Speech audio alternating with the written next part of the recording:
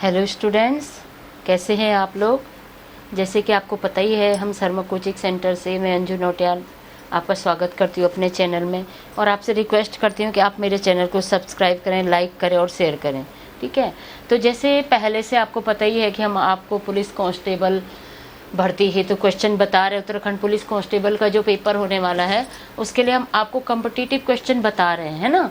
तो उनके लिए जो भी आपके लिए ज़रूरी हैं उन क्वेश्चनों को हम तैयार कर रहे हैं, हमारी टीम तैयार कर रही है और उनको हम ऐसे थोड़ा थोड़ा करके आप तक पहुंचा रहे हैं। ठीक है। तो कल हमारा जो टॉपिक था, वैसे तो हमने कल बनाई थी वीडियो, बट क्या हो गया कि हमारी जो स्पीकर की आवाज़ थी वो ख़राब हो गई, तो हमारे 3 वीडियोज़ आपके लिए ख़राब हो गए। अब दोबारा से बना रही हूँ मैं, तो अब दोबारा से मैं आपको बताती हूँ कि सर्वनाम क्या होता है। अब सर्वनाम क्या है, देखिए, संज्ञा का पूरक या बदली बार। जब भी हम संज्ञा पढ़ते हैं तो संज्ञा के बदले जो भी हम शब्दों को चेंज करके इस्तेमाल करते हैं उन्हें कहते हैं सर्वनाम। किसे कहते हैं? जिन्हें हम संज्ञा के बदले यूज करते हैं, जिन्हें हम संज्ञा के बदले इस्तेमाल करते हैं, जिन्हें हम संज्ञा के स्थान पे लिखते हैं, तो उन्हें कहते हैं सर्वनाम। अब सर्वनाम के कुछ भेद होते हैं। जैसे पहला है पुरुषवाचक सर्वनाम, निश्चयवाचक सर्वनाम, अनिश्चयवाचक सर्वनाम, प्रश्नवाचक सर्वनाम, संबंधवाचक सर्वनाम और निजवाचक सर्वनाम। ये तो इसके भेद हो गए। कितने भेद हो गए? 6 भेद हो गए। कई बार ये भी आता है कि सर्वनाम के कितने भेद होते हैं, 3, 4, 2, 5, 6 ऐसे करके आता है, तो आपने लिखने 6 भेद होते हैं। अब ऐसे ही आपका सबसे पहला भेद है पुरुषवाचक सर्वनाम, जिसमें तू, वह, हमें, मैंने और मैं आता है। इसको कहते हैं इंग्लिश में पर्सनल प्रोनाउन। ठीक है। क्या कहते हैं? Personal pronoun. तो इसमें जो होता है, इसके जो हमने एक टेबल बनाई है यहाँ पे, ताकि आपको अच्छे से समझ में आ जाए। पुरुषवाचक सर्वनाम में कारक सबसे पहले आता है। कारक, कारक में आता है कर्ता, कर्म और संबंध कारक। कर्म कारक, कर्ता कारक, कर्म कारक और संबंध कारक। तो ये क्या होता है? कारक के 3 भेद बताए गए हैं इसमें पुरुषवाचक सर्वनाम। अब इस कारक में 3 पुरुष आते हैं। कैसे कैसे? देखो, पुरुषवाचक बोलो ना, तो उत्तम पुरुष, मध्यम पुरुष और अन्य पुरुष। पुरुषवाचक के कितने हो गए? पहले तो 3 हो गए भेद कारक के, कर्ता, कर्म और संबंध। अब पुरुष में 3 क्या हो गए? पुरुष हो गए। अब इसमें वचन होते हैं, हर एक पुरुष के 2 वचन। उत्तम पुरुष है तो 1 वचन बहुवचन, मध्यम पुरुष है तो 1 वचन बहुवचन, अन्य पुरुष है तो उसमें भी 1 वचन बहुवचन है। अब उसने कह दिया कि पुरुषवाचक सर्वनाम में उत्तम पुरुष में मैं का बहुवचन क्या होता है, तो आप लिखोगे मैं का बहुवचन हम होता है। ऐसे ही आपको आ जाएगा कर्म कारक में, कर्ता कारक में तो मैं से हम हो गया। अब कर्म कारक में क्या होता है? मुझे से हमें हो जाएगा। ऐसे ही मुझको से हमको हो जाएगा। संबंध कारक में 1 वचन से उत्तम पुरुष में 1 वचन से बहुवचन बनाने के लिए मेरा, मेरे, हमारा और हमारे शब्द आता है, और ऐसे ही मेरी और हमारी। अब चलते हैं मध्यम पुरुष पर। मध्यम पुरुष में क्या है? 1 वचन और बहुवचन। जैसे 1 वचन में आ जाता है तू और तुम, तुझे और तुम्हें। कर्म में क्या आ जाता है? कर्म कारक में तुझे और तुम्हें, तुझको और मुझको। ऐसे ही संबंध कारक में आ जाता है, संबंध जब होता है तो मध्यम पुरुष में जाता है तेरा, तुम्हारा, तेरी और तुम्हारे और तुम्हारी।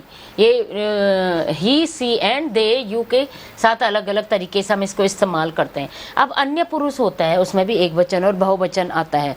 जैसे यह, वह, दिस और दैट, और दीज और दोज, ये और वे, इसे और इसको, इन्हें और इनको। जब आप कर्म में चले जाएंगे तो इसे और इसको आ जाएगा, इन्हें और इनको आ जाएगा। आपको चेंज करना पड़ेगा वहाँ पे। फिर उसे और उसको, उन्हें और उनको।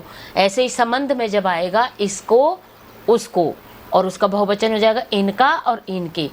फिर नेक्स्ट में आ जाएगा इसके, उसके, इन, उनको, उनके, इसकी, उसकी, इनके और उनकी। मतलब ये क्या है? वचन के आधार पर आपको कैटेगराइज करके दिखा रखा है। ठीक है। अब है निश्चयवाचक सर्वनाम। ये डेफिनिट है। डेफिनिट सर्वनाम में क्या होता है? यह, वह, समीप और दूर। यह, दिस और दैट। जैसे यह घर मेरा है, वह घर, वह प्लेट मेरी है। अगर आपको दूर दिखाना है तो दिस और दैट जैसे करके डेमो करके आप दिखाते हैं, डेमोस्ट्रेटिव भी कहते हैं इसे। ठीक है। अब तीसरा है अनिश्चय। अनिश्चय मतलब इनडेफिनिट, जिसमें आ जाता है इनडेफिनिट प्रोनाउन। अनिश्चय है तो इसमें क्या आ जाता है? व्यक्ति, वस्तु, घटना का बोध होता है इसमें। और कोई आया है, जैसे हमें कन्फ्यूज़न होता है, कोई आया है, कोई दरवाज़ा खटखटा रहा है, कोई मुझे फ़ोन पे बुला रहा है, तो जब तक हमें डेफिनेट नहीं होता है तो उसे कहते हैं इनडेफिनेट प्रोनाउन। अब संबंधवाचक सर्वनाम, संबंधवाचक सर्वनाम में क्या होता है, जिसको रिलेटिव प्रोनाउन कहते हैं। रिलेटिव प्रोनाउन में क्या होता है, जो करेगा सो भरेगा, जैसे जिसकी करनी उसकी भरनी, जैसी और वैसी, जो और सो शब्द इसमें पहचान होती है। छठा है निजवाचक सर्वनाम। निजवाचक सर्वनाम में क्या होता है, इंग्लिश में देखो, इसमें प्रश्नवाचक सर्वनाम में क्या आया था, जैसे इंटेरोगेटिव प्रोनाउन, इसमें कहते हैं जैसे कौन, क्या, कहाँ, कौन आया है, किसने, ऐसे करके हम इन चीज़ों को क्या कर सकते हैं, डिस्ट्रीब्यूट कर सकते हैं। निजवाचक में आपने, आप और स्वयं, मतलब अपने के लिए जहाँ पर बात आती है, मैं अपना काम स्वयं करूँगी, यह काम आप ही कर लेना, यह कार्य आपने ही किया है। कर्ता स्वयं कार्य करता है, इसमें जो कर्ता होता है, जैसे मैं है, कर्ता मुझे, ये सब करता है। कर्ता में क्या आ गया, मैं, हम, तू, तुम, यह वह, ये खुद कार्य करते हैं, तो उसे कहते हैं निजवाचक सर्वनाम।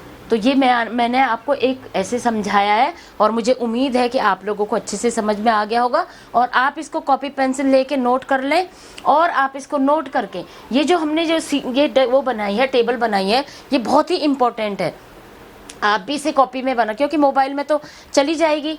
इसको आप क्या करो, अपने आप से अपनी कॉपी और पेन लो, इन नोट्स को आप अपनी नोटबुक में उतार दो। अब देखो इसमें क्या था, पर्सनल प्रोनाउन पुरुषवाचक, इंट्रोगेटिव प्रोनाउन प्रश्नवाचक, और indefinite pronoun Anishchay, relative pronoun संबंध, डिस्ट्रीब्यूटिव प्रोनाउन विभाग या सूचना जहाँ पे भी होती है, डेमोस्ट्रेटिव मतलब जब हम डेमो दिखाते हैं, सांकेतिक में दिखाते हैं, रिफ्लेक्सिव निजवाचक, एम्फेथेटिक इसमें है निश्चयवाचक, और रिसेप्रोकल प्रोनाउन जिसमें परस्पर वाचक होता है। ठीक है, तो ये इंग्लिश में कुछ और होता है और हिंदी में कुछ और होता है, इसीलिए कहते हैं कि